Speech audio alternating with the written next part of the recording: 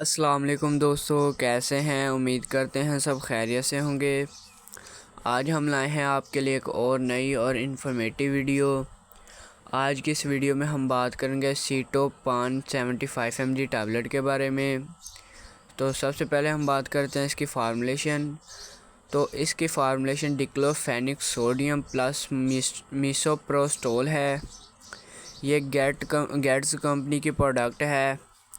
تو ناظرین، اگر آپ ہمارے چینل پر نئے ہیں تو ہمارے چینل کو سبسکرائب کرنا، بیل آئیکن کو آن کرنا تاکہ ہماری آنے والی ویڈیوز کی انفارمیشن سب سے پہلے آپ تک پہنچ سکے۔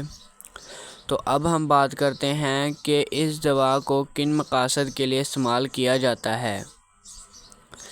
سیٹوپان ٹیبلٹ معدے کے السر کو ختم کرنے کے لیے استعمال کی جاتی ہے، کیونکہ ایک لمبے عرصے تک ہمیں اس کا استعمال کرنے سے ہمارے معدے میں السر پیدا ہو جاتا ہے، جسے ختم کرنے کے لیے یہ دوا استعمال کی جاتی ہے۔ اور اس کے علاوہ اس دوا کو جوڑوں کے درد کو کم کرنے کے لیے بھی استعمال کیا جاتا ہے، اور اس کے ساتھ ساتھ پٹھوں میں کھچاؤ کی صورت میں بھی استعمال کیا جاتا ہے۔ اس کے علاوہ اگر آپ کے دانت اور پیٹ میں درد ہو تو اس صورتحال میں بھی ہم اس دوا کا استعمال کر سکتے ہیں۔ اور اس کے علاوہ اس دوا کو حمل ضائع کرنے کے لیے بھی استعمال کیا جاتا ہے۔ یہ دوا 12 ہفتوں تک کے حمل کو ختم کر دیتی ہے۔ اور اب ہم بات کرتے ہیں اس دوا کے سائیڈ ایفیکٹ کی۔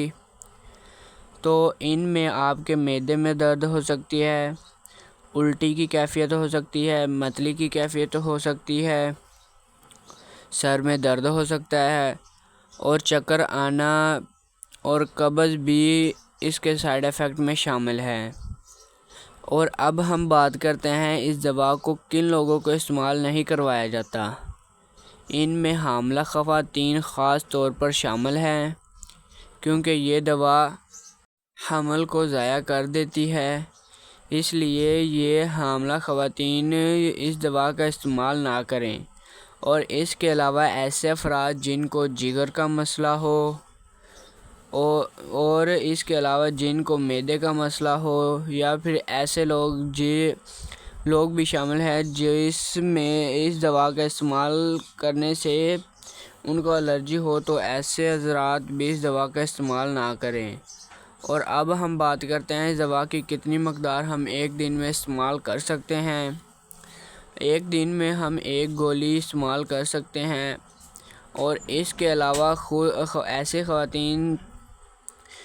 حاملہ خواتین بھی اس کا استعمال نہ کریں، کیونکہ اگر انہیں استعمال کرنا بھی ہو تو وہ اپنے ڈاکٹر سے رجوع کریں اور اپنے ڈاکٹر کے مشورے سے ہی استعمال کریں۔